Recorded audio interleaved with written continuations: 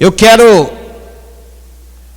nesse momento pedir para você que trouxe a sua espada, em nome de Jesus, aí abra em Gênesis capítulo 35, versículo 16.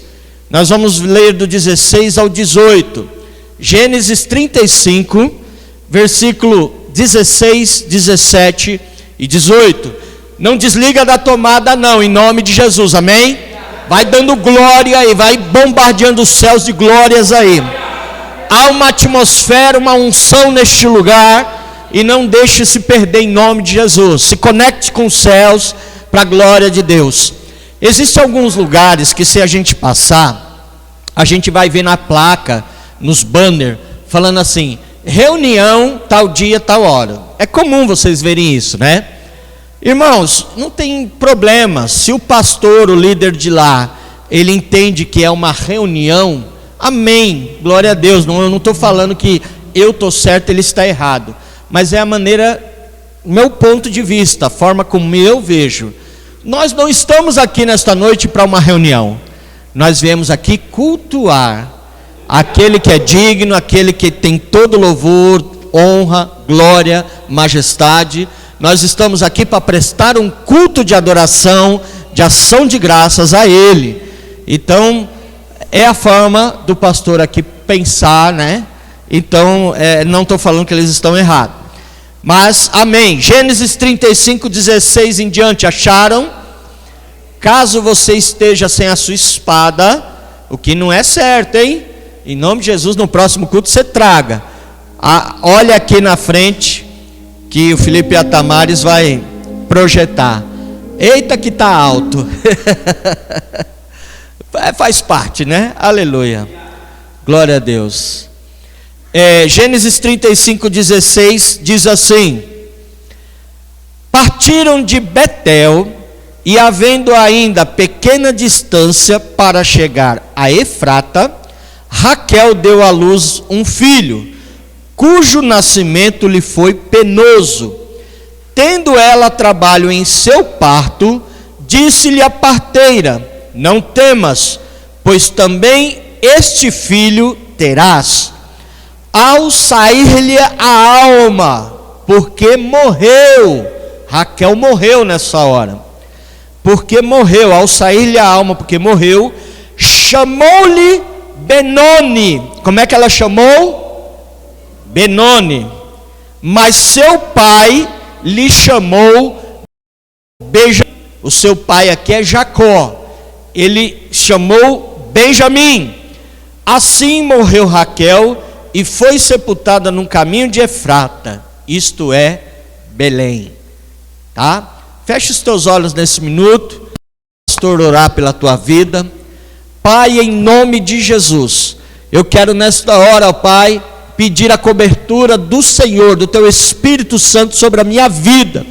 Senhor, tu sabes que de mim não pode vir nada, meu Pai, de bom, se não for capacitado pelo teu Espírito Santo. E nessa hora, meu amigo Espírito Santo, eu te convido, prega comigo, me ajude, Senhor, me revista com a tua unção, ó Pai, com o teu poder e a tua autoridade, e que a tua palavra, que é a semente, encontre nesta noite uma terra fértil, a terra do nosso coração, e ela produza frutos, e frutos que permaneçam, em nome de Jesus.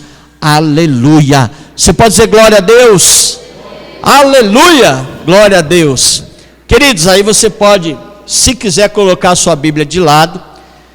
Gênesis 35, aqui onde eu li, está falando da história de uma família, Jacó e a sua esposa Raquel. É interessante que nós somos uma igreja que cuidamos da família, nós valorizamos e prezamos pela família. A nossa visão de trabalho é familiar. Você vai perceber que quando você ajudar alguém, você vai ver que 100% de todos os problemas que aquela pessoa está passando é referente à família. Hoje mesmo eu tive que auxiliar, mesmo que de longe, uma família inteira, porque estão passando por uma situação que um membro, que nem membro é da nossa igreja, ele causou na família toda, respingou, e todo mundo está sofrendo, né, está com o coração apertado, por uma situação que uma pessoa da família, um membro da família causou. Então, você vê uma pessoa fora do centro da vontade de Deus, do propósito, o que causa, né? Aí eu lembro da história de Jonas, que enquanto o navio estava para lá e para cá, todo mundo, vamos morrer, vamos perecer, Jonas estava o quê? Dormindo. Ele estava bem Brasil lá, sossegado, lá embaixo na cabine, dormindo. Uma pessoa sem Deus, ela não percebe que ela está prejudicando todos em volta, e ela continua tranquila, achando que não está acontecendo nada. Mas fato é, toda família, sem exceção, ela passa e enfrenta crises e problemas. Isso é um fato. A minha família, a sua família, todas, sem exceção, tem momentos de dificuldades, momentos de crise, e nós temos que saber passar por ela e não perdemos a esperança no nosso Deus. E essa coisa de toda a família, eu digo não só a nossa, mas até se você for olhar na Bíblia, você vai perceber que as famílias bíblicas também passaram por problemas. Olha o caso de Adão e Eva, o primeiro casal da Bíblia. Eles tiveram uma discussão na frente de Deus, do Criador. Ali Deus, ele deu uma ordem. Ele falou: olha, de tudo vocês podem comer que está no jardim, menos daquela árvore. O fruto daquela árvore, foge, sai fora, não chega perto, não comam. Eles fizeram o quê? Comeram. Tudo bem, foram induzidos pela serpente, o diabo, e ele enganou, porque o papel dele é enganar. Ele fez com que eles provassem, e o pecado original entrou, né? Mas fato é que eles tiveram ali um problemão, porque ali Deus tinha um plano na vida daquele casal, e foi tudo por água abaixo por causa de uma decisão errada. E aí eu volto a dizer uma coisa que eu sempre falo: nós somos refém das nossas decisões. Muito cuidado com aquilo que você está tomando de decisão para a tua vida, para o teu futuro, para não comprometer a bênção, as promessas de Deus na tua vida. Você está entendendo? Diga amém. Receba aí, viu? Em nome de Jesus, eu já estou ministrando aqui. E fato é que os dois começaram a discutir, e olha como Adão foi ousado, para não dizer outra coisa. Deus, ele cobrou, né? Rapaz, tu pisou na bola, você errou. Sabe o que ele falou? Ele disse assim: Senhor, foi a mulher que o Senhor me deu. Jogou a culpa para Deus. Como falou: Senhor, eu estava de boa aqui, o Senhor me deu, foi a mulher que o Senhor me deu. Jogou a peteca, a batata assando para nosso Deus. Aí vem a síndrome de Adão. A famosa síndrome de Adão é essa, da pessoa nunca assumir a responsabilidade e sempre, não, é o outro, vai jogando, né, para o outro. Olha o caso de Abraão e Sara. Abraão e Sara eram um casal que se amavam e que se respeitavam muito. Você vai ver a história.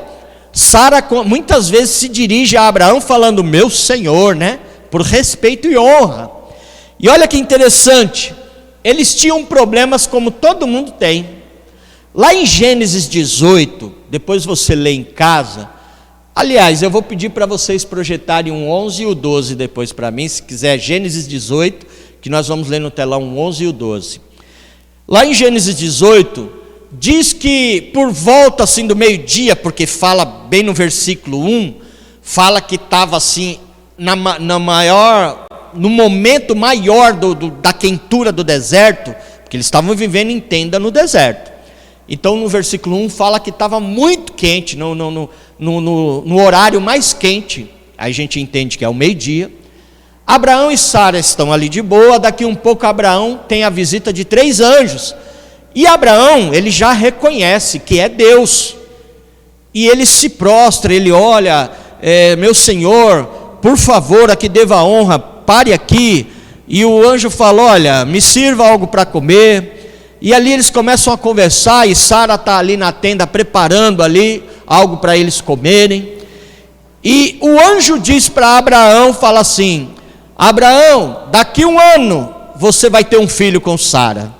Sara está ali dentro da tenda, mas ela está ouvindo tudo. E na hora que ela ouve isso, a Bíblia fala que ela dá uma gargalhada. Mas não é aquela gargalhada de alegria, não. É aquela gargalhada de deboche, aquela gargalhada de duvideodó, aquela coisa de eu não creio. Sabe por quê?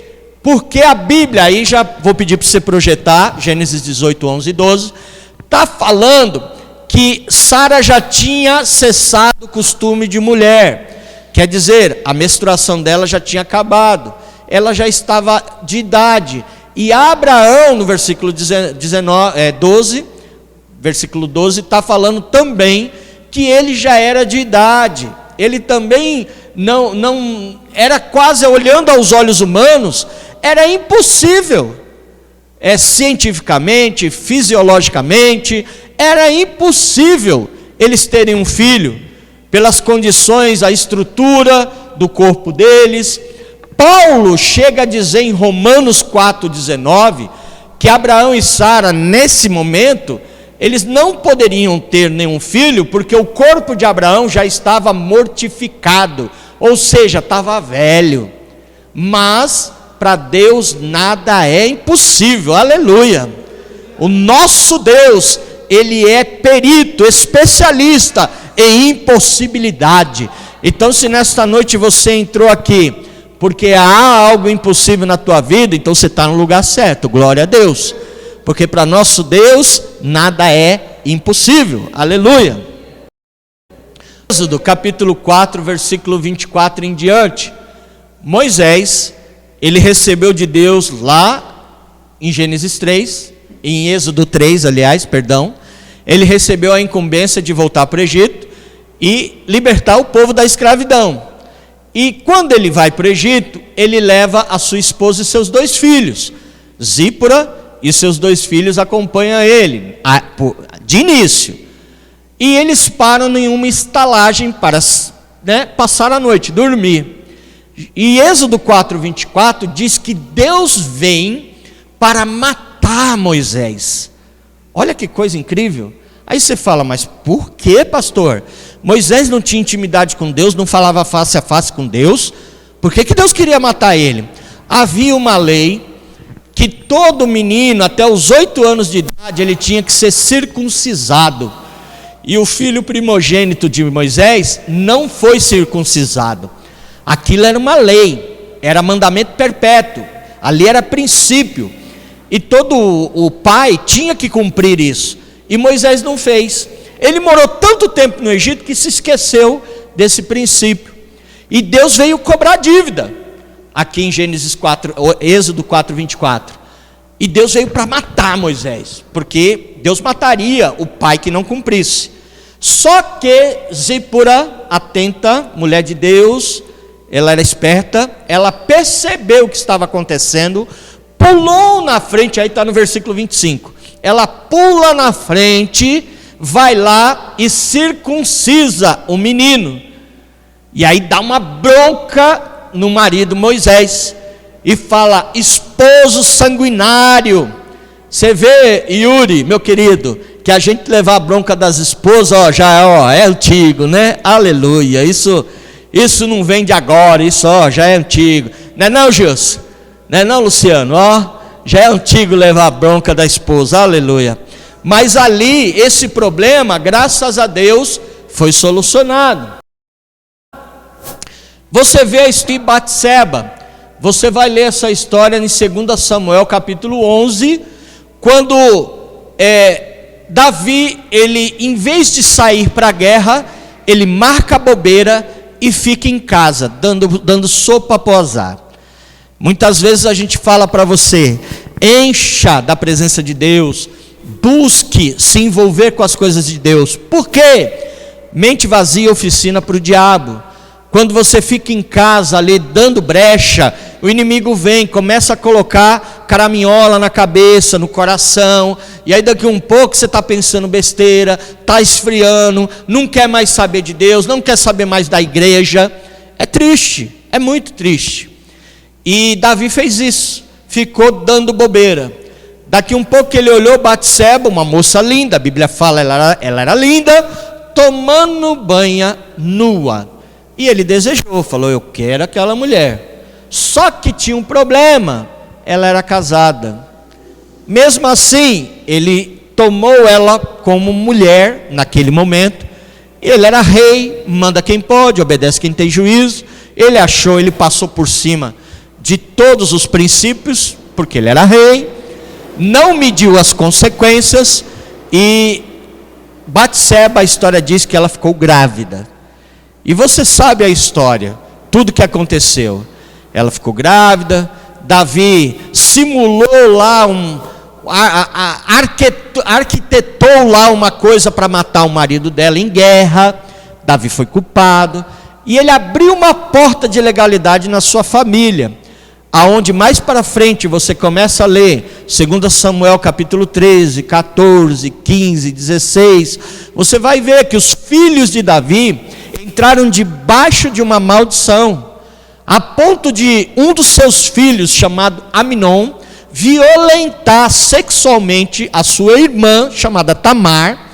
Aí o outro irmão, chamado Absalão, fica sabendo que o irmão violentou a sua irmã, que ele tanto amava, foi lá e matou o irmão. Olha, virou um caos, virou uma salada, virou uma coisa terrível. Tudo isso por causa de uma decisão, como eu falei no início, somos reféns das nossas decisões. Aí lá atrás se abre uma porta de legalidade, e o inimigo, que não é bobo, ele vai lá e entra com os dois pés, fazendo a arruaça dele. Olha o caso dos filhos do profeta Elias, Ofni e Finéias. Quando você lê a história desses dois meninos sem juízo, você vai ver que era para eles servirem dentro do templo. Eles eram sacerdotes, função e honra que eles receberam do pai, que era um sacerdote da casa do Senhor, um profeta, e eles tinham que dar continuidade no ministério do pai.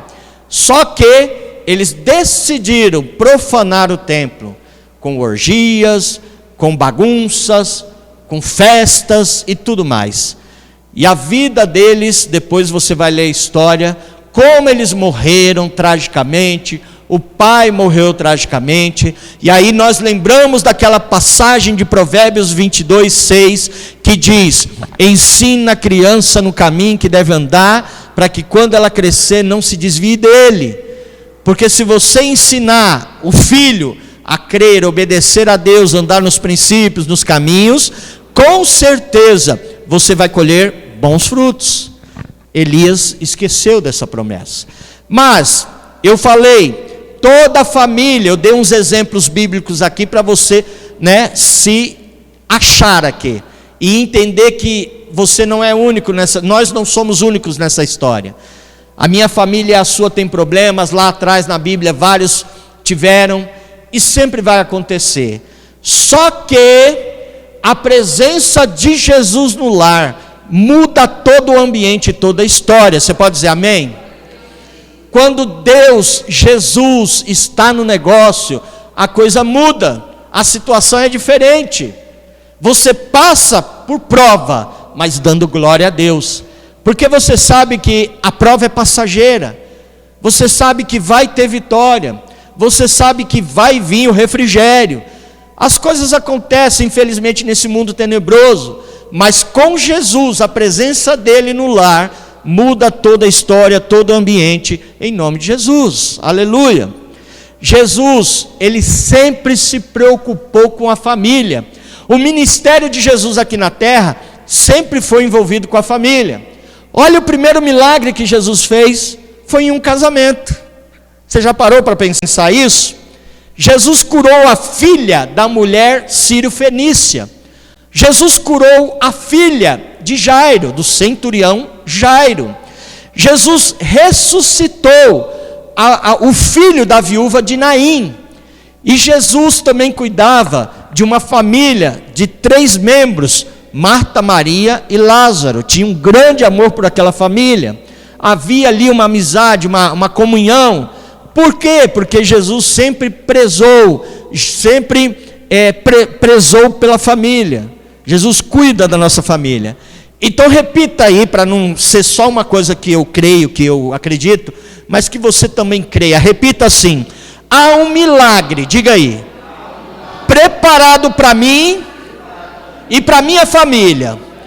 Pode ficar melhor, vamos repetir de novo. Há um milagre preparado para mim e para minha família. Aleluia, glória a Deus. E há um milagre preparado para mim e para minha família e para você também, em nome de Jesus. Só que precisamos romper com maldições de pecado na nossa família. Por exemplo, muita gente, às vezes a gente está conversando e a pessoa fala: não, pastor, é porque, sabe porque eu sou assim? É porque meu pai era assim, minha mãe era assim, e eu vou morrer assim também, eu sou assim. Aí eu me lembro do crente Gabriela. Vocês já viram aquela música? Eu nasci assim, eu vivi assim, vou morrer assim, Gabriela. Eu lembro do crente Gabriela. Queridos, Jeremias 31, 29 diz assim: os pais comeram uvas verdes e os dentes dos filhos embotaram. Isso daí é um provérbio lá de Israel. O que quer dizer esse provérbio? Quer dizer que o meu pai comeu uvas verdes e meus dentes vão ficar verdes? Não. Eu quero dizer o seguinte: o seu pai era assim, sua mãe era assim, mas você não precisa ser assim. Sabe por quê? Porque hoje você conhece a palavra que liberta. Hoje você conhece Jesus. Hoje você é um crente salvo, liberto pelo sangue de Jesus. Então ele era assim porque ele não conhecia a palavra, ele não tem o entendimento que você tem. Mas você é diferente e você é responsável para mudar a história da tua família. Jesus te chamou para você fazer a diferença ali no meio da família e mudar a história contrária em nome de Jesus. E se você crê, diz assim: glória a Deus. Diga assim: eu creio. Eu nunca esqueço, eu estava presente quando o apóstolo estava sentado assim, terminou um culto. Aí veio, é o costume, né? Hoje o altar é mais alto, então se alguém quiser ir falar com ele, tem que subir. Mas antes era igual assim, ele tinha alguns lances de escada, então ele sentava e qualquer um chegava assim, falava com ele. Eu lembro que eu encostei para falar com ele, chegou um pai, e depois do culto o pai falou: apóstolo, ora pelo meu filho, apóstolo, sabe, meu filho está fumando maconha. E aí o apóstolo falou: irmão, a culpa é sua. Aí ele: minha?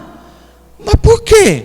O apóstolo falou: porque você ainda tem o vício do cigarro e você não largou. Você precisa largar isso, fechar essa porta de legalidade na tua vida. Por quê? Mas ele falou assim: mas apóstolo, eu fumo cigarro, meu filho está fumando maconha. E o apóstolo falou: então, a corrente é diferente, mas o cachorro é o mesmo, não muda. Então o vício pode ser diferente, mas é o mesmo vício. E você está fumando cigarro hoje, seu filho está fumando maconha hoje, e se vocês não quebrar, se você não tomar um posicionamento e não quebrar esse ciclo vicioso, seu futuro neto pode chegar no crack, ou então em outra droga maior que lançar. E aí esse irmão entendeu. E eu sou testemunha que ele largou o vício. E na hora que ele largou o vício, o filho dele também se converteu e largou o vício. Fechou a porta e o inimigo teve que partir em retirada. A família foi restaurada. Jesus entrou naquele lar, transformou o ambiente, porque o sacerdote tomou posicionamento ali. Falou: não, chega aqui não. Fechou a porta, o diabo não entrou mais. Eu me lembro que na minha família, parte da minha família, se eu buscar lembrar alguém que já se separou, eu não lembro, porque eu cresci num lar, pai, mãe e filhos, onde nós sentávamos na mesa. Meu pai faleceu morando lá com a minha mãe no interior, dentro de casa. E a imagem que eu tenho de família é essa: pai, mãe, irmãos, todos juntos. Não é como hoje a sociedade, que a pessoa é criada por avô, por avó, ou só pai ou só mãe. Esses dias eu fui numa festa da minha netinha e festa não, foi uma reunião, e a diretora estava explicando que agora em agosto é dia dos pais, né? Mas a professora falou: nós não comemoramos dia das mães e dia dos pais. Por quê? Porque chegou a um nível, chegou a um ponto que não dá mais para fazer dia das mães e dia dos pais na escola, porque 90% das crianças ou não tem pai ou não tem mãe. Mas não é porque morreu não, é porque está separado. Aí a criança, se tiver um dia dos pais e ela mora com a mãe, a cabecinha dela vai dar um nó. Ela vai ver talvez alguém com pai lá, e cadê meu pai? Muitas vezes o pai é ausente, ela não tem contato. Então hoje as escolas estão fazendo dia da família. Não faz mais dia do pai e dia da mãe. A maioria das escolas estão adotando isso, dia da família. Olha a situação que a sociedade chegou. E da minha parte, eu não lembro. Mas se você for falar com a minha esposa, ela já testemunhou isso. Por parte dela, os parentes dela, é bisavô, é avô, é pai e mãe, é irmãos. Todo mundo tem ali na família histórico, tios de separação. É incrível como esse demônio agia, e ninguém tinha percebido isso. Aí quando nos casamos, já identificamos, porque nosso casamento começou também meio atribulado. E aí identificamos esse demônio no meio da família e falamos: não, vamos fechar essa brecha. Cancelamos isso no nosso casamento, fechamos essa brecha, e para a glória de Deus, hoje nós somos casados para sempre, há 29 anos, 4 meses e 23 dias, aleluia. Aí o Gilson está dando risada ali. Vou perguntar para a Rutinha, Gilson, se você... Fala aí, Rutinha, quanto tempo você é casado? Fala isso, se o Gilson lembra, aleluia. Para a glória de Deus. Vai dormir no sofá, hein, Gilson, se não souber, hein? Aleluia. Mas é isso, nós decidimos. Mas tem problema, vai com problema mesmo. Mas não vai dar certo. Não, vai ter que fazer dar certo. Alguma coisa vai ter que fazer dar certo, em nome de Jesus vai dar certo.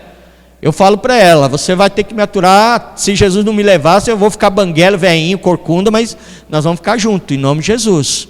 E é isso, querido. Na hora que você identifica, você quebra essa maldição no meio da família. Declara que não, declara está repreendido, cancela isso em nome de Jesus. E precisamos também romper com os decretos contrários, romper com as sentenças de morte no meio da família. Aí nós entramos de novo aqui em Jacó e Raquel, a história que eu li no início. Você achou que eu tinha esquecido, né? Você falou: o pastor leu o texto de Gênesis lá, a história de Jacó e Raquel, esqueceu, né? Não, vamos voltar aqui. Agora chegamos aqui. Quem era Jacó, pastor? Jacó, ele era filho de Isaac e Rebeca. Você lembra a história de Jacó, neto de Abraão, o terceiro dos patriarcas na história de Israel. Pastor, quem são os terceiros? Quem são os três então? Você está falando que ele é o terceiro, quem são os outros dois? Abraão é o primeiro, o seu filho Isaac é o segundo, e Jacó é o terceiro. Abraão, Isaac e Jacó. Ele era irmão gêmeo de Esaú. Então Jacó, ele tinha um irmão gêmeo chamado Esaú. E o seu nome, Jacó, significa agarrado. Aí você fala assim: como assim, pastor? Por que agarrado? Lá atrás, hoje, na nossa sociedade, aqui no Brasil, nós temos o costume de dar nome às pessoas, às vezes para homenagear alguém. Então a gente pega: olha, eu gosto muito de você, meu filho vai se chamar tal. Por exemplo, eu não sei se você sabe, os apóstolos, eles têm 2 filhos, o Samuel, que muitas vezes vem tocar aqui e cantar, Samuel, eles tiveram o filho Samuel num momento muito difícil, aonde a apóstola tinha sido desenganada pelo médico. O médico falou: você nunca vai poder gerar um filho, você é infrutífera, não tem como, seu útero é comprometido. E ela falou: não, eu tenho promessa, eu vou gerar. E aí nasceu Samuel, filho da promessa. Só que depois que eles tiveram Samuel, uma vez a gente estava sentado jantando, e o apóstolo falou assim: Julião, quando eu tiver outro filho, se for menino, eu vou pôr o nome de Júlio, e se for menina, eu vou pôr o nome de Júlia, em homenagem à nossa amizade. E aí tem a Júlia hoje de 20 anos, a menina linda, abençoada de Deus, está lá. Muitos conhecem aqui. E o nome dela foi, ele deu o nome em homenagem à nossa amizade. Então é muito comum hoje as pessoas aqui, nós fazermos isso, homenagear alguém. Mas lá, nesse tempo do Velho Testamento, as pessoas davam nome mediante a uma situação, um ocorrido, um acontecimento. Foi o caso aqui de Jacó. Por que, pastor, agarrado? O que é isso? É que ele era gêmeo de Esaú. E quando ele nasceu, diz que Esaú saiu e logo em seguida Jacó segurando o calcanhar, agarrado no calcanhar, ó. Ele saiu agarrado, ó, segurando o calcanhar do irmão. Então na hora que viram isso, falou: vou pôr o nome de Jacó. Isaac, lembra que eu falei que Sara deu gargalhada ali quando ela ouviu que ia ser mãe? Isaac significa risada. Então, por causa da risada gargalhada que ela deu, o nome ficou Isaac, gargalhada.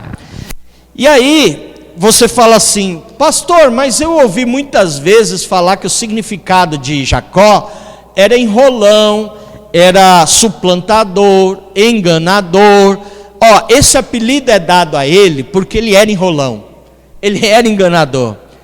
A vida de Jacó, antes de ter o encontro com Deus, a vida de Jacó, ele era todo atrapalhado, ele era zoado, Jacó. Ele adorava enganar os outros e principalmente a sua família, ele enganava mesmo.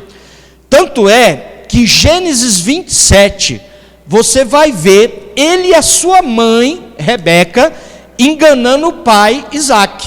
O pai já está velho, e o pai chama Esaú, fala: Esaú, vai caçar, meu filho, que você é bom de caça, traz aí um novilho, faz um guisado bem gostoso para mim, que eu estou com vontade de comer. E Isaac não estava mais enxergando. Rebeca, quando ouviu, falou assim: peraí. Esaú foi caçar, foi fazer o que o pai falou. Ele falou: vai lá, traz um guisado que eu quero te abençoar, quero lançar uma bênção sobre a tua vida. Rebeca ouviu, chamou Jacó e falou assim: vamos dar um Pelé no teu pai, traz lá, vai lá no pasto lá, pega 2 novilhos, deixa que eu vou fazer um guisado, você vai lá, fala que é Esaú, né? Ele não está enxergando mesmo, e aí ele abençoa você. E foi o que fizeram. Ele enganou, porque a vida dele era isso, era todo atrapalhado. Ele não media esforço para enganar, para zoar, ele era todo... Aí enganaram o pai. Quando Esaú chegou e ele percebeu que foi enganado, ele ficou furioso. Ele falou: vou matar meu irmão. Sabe o que aconteceu? Com medo de morrer, Jacó foi embora. A sua mãe Rebeca falou assim: meu filho, vai para as terras do meu irmão Labão, seu tio, e se esconde por lá, porque teu irmão quer matar você. E ele foi, ele teve que sair. No meio do caminho, Gênesis 28, ele está indo, saiu de Berseba, e está indo para Padan-Aram, a cidade de Labão. Num caminho, ele descansa ali, ele pega uma pedra, põe como travesseiro, ele está no deserto, e ele sonha. Ele vê uma escada que toca aos céus, e nessa escada diz que anjos subiam e desciam até o céu, e ele fica maravilhado, e ali começa o primeiro encontro com Deus que ele tem. E ele pega aquele lugar, ele unge as pedras e diz: este lugar não é outro lugar senão Betel, a casa de Deus. E ali ele faz um voto com o Senhor. Ele diz: Senhor, ali nasce ali, né, o dízimo, a primícia do homem para com Deus. Aí ele fala: Senhor, se o Senhor me abençoar, o Senhor me der comida, me der o que vestir, não me faltar nada, de tudo que eu ganhar eu lhe devolverei o dízimo, ele fala. E Deus começa a abençoar. Dali vira uma chave na vida de Jacó. Deus começa a abençoar a vida dele. Quando ele chega nas terras de Labão, seu tio, ele se instala lá e conhece o amor da sua vida, que é Raquel. Se apaixona por uma das suas primas, a Raquel, e pede a seu tio. Com o tempo, ele chega junto, ele cria coragem, vai lá e fala: meu tio, eu quero me casar com Raquel. O que eu posso fazer para casar? E aí o tio fala: então você vai ter que trabalhar 7 anos para que eu possa te dar a Raquel como esposa. E ele faz. O amor dele é tão grande que ele paga o preço pelo amor da sua vida, e ele trabalha 7 anos. No dia do casamento, aquele que era enrolão, enganador, é enganado, porque o seu tio engana ele.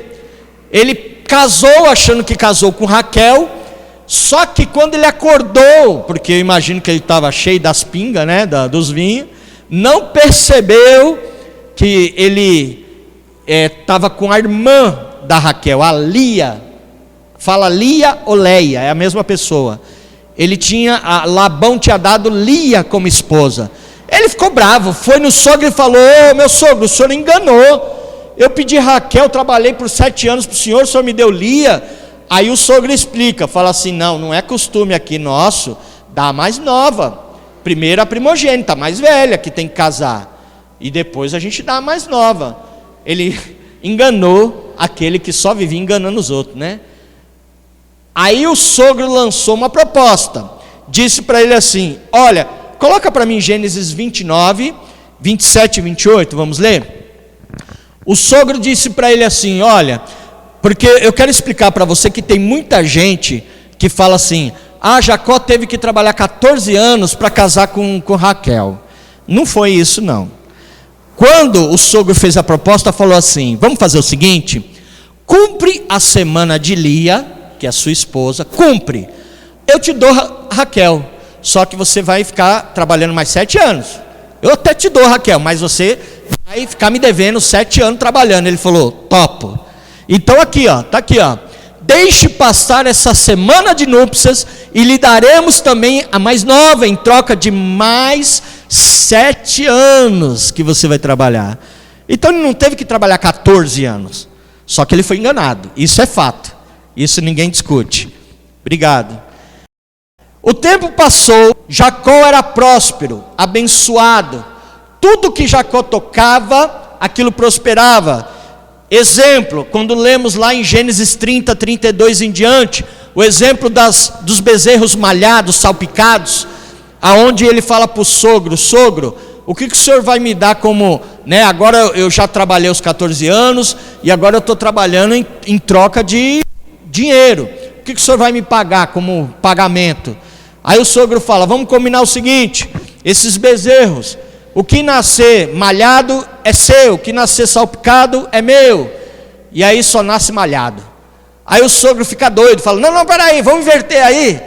Tá nascendo só malhado, então o malhado é meu, o salpicado que nascer é seu. Aí para de nascer o malhado, só nasce o salpicado.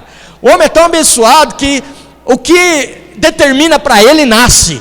Você vê como que a bênção de Deus está com ele, E Gênesis 31 fala que Jacó se incomodou da forma que os irmãos da sua esposa, seus cunhados, estavam olhando para ele. Ele chama a família, chama Raquel, seus filhos, e fala: o nosso tempo aqui nessa terra findou, quero voltar para a casa dos meus pais, para a minha terra. E elas topam, todo mundo topa. Só que Raquel até concordou em voltar, mas o seu pai Labão era muito rico, e Raquel se negou a deixar as riquezas para trás. Sabe o que ela fez? Coloca para mim Gênesis 31, 19 no telão, por favor. Raquel furtou, roubou os ídolos que eram chamados de terafins do seu pai. Pastor, qual é o problema da Raquel ter furtado alguns ídolos que eram do pai dela? É que esses ídolos, esses terafins, não eram somente ídolos de adoração, mas eles também eram, na época, um certificado de posse de terra. Então o que Raquel fez foi pegar um certificado que dava por direito parte da herança, parte da terra para ela. E ela fez isso sem Jacó saber. Jacó não sabia. Ela fez na moita ali. Ela escondeu, colocou e foram embora. A Bíblia fala que quando Labão chega, ele fica furioso e ele vai atrás de Jacó, disposto a matá-lo. Fala, ele me roubou. Ele pensa que foi Jacó. Eu estou contando tudo isso para chegar no texto que nós lemos no início. Amém? Você está entendendo? Para que você entenda por que aconteceu o texto do início. Ele vai atrás no encalço do seu genro, Jacó, e disposto a matar. Eu vou pegar ele e vou matar. Gênesis 31, 32, por favor, projeta no telão. Jacó, quando o patriarca Jacó, o sacerdote Jacó, o sogro encontrou ele, explicou por que veio ao encalço, falou, você me roubou. Jacó, ele fala, eu não roubei. Roubou sim, então deixa eu ver, deixa eu procurar. Aqui em Gênesis 31, 32, Jacó, que é o sacerdote, ele lança um decreto. Ele diz assim, naquele que for achado esses seus ídolos, que morra. Ele lança o decreto de morte. Aquele que foi encontrado, esses ídolos seus que você está falando que eu roubei, que essa pessoa morra. Olha como é sério isso. E aí a história diz que Labão começa a procurar nas tendas. Quando entra na tenda da sua filha Raquel, está dos ídolos. Aí ela pega os ídolos, coloca na sela de camelo, coloca a sela de camelo assim, por cima dos ídolos, senta, e o pai entra, começa a procurar, e ela fala, meu pai, me perdoa eu não poder levantar, é que eu estou nos dias de mulheres, né? Ela quis dizer, eu estou no período de menstruação. Aí o pai, não, fica em paz. Ele começa a procurar, não acha nada, porque ela está escondendo. E ele sai, né, chateado, ele percebe, puxa, cometi um erro, me desculpa, me perdoe, e vai embora. E olha que interessante, Labão vai embora, mas o decreto, a sentença de morte, ela foi lançada, ela foi proferida. Ele foi embora, mas o decreto e a sentença ficou. E talvez você que está aqui hoje, já ouviu algum decreto na tua vida, alguma sentença na tua vida, dizendo, você não vai conseguir, você não vai conquistar, nada vai acontecer, porque você é fraco, porque você não pode, porque você é burro, porque você é isso, porque você é aquilo. Eu quero, levanta a mão assim, eu quero declarar que em nome de Jesus, esse decreto cai por terra hoje. Toda essa sentença, esse decreto contrário na tua vida, vai cair por terra hoje, na hora que nós orarmos, em nome de Jesus. Em nome de Jesus, se você querer falar amém, glória a Deus. No meio do caminho, Jacó, Gilson, vem ali por favor. No meio do caminho, Jacó luta com Deus. Ele tem um encontro com Deus e ele luta no meio do caminho. Ele tem ali aquele encontro e ele muda o jeito de andar. Quando as pessoas veem ele vindo, ele vem mancando. Por quê? Na luta com Deus, Deus deslocou a coxa dele. E é uma lição para nós. Todos que têm um encontro com Deus nunca voltam do mesmo jeito. Quando nós temos um encontro com Deus, nós somos transformados para a glória de Deus. Aleluia. Gênesis 35, 16. Aí chegamos no texto que nós lemos no início. E aí eu vou começar a pregar, amém? Brincadeira, né?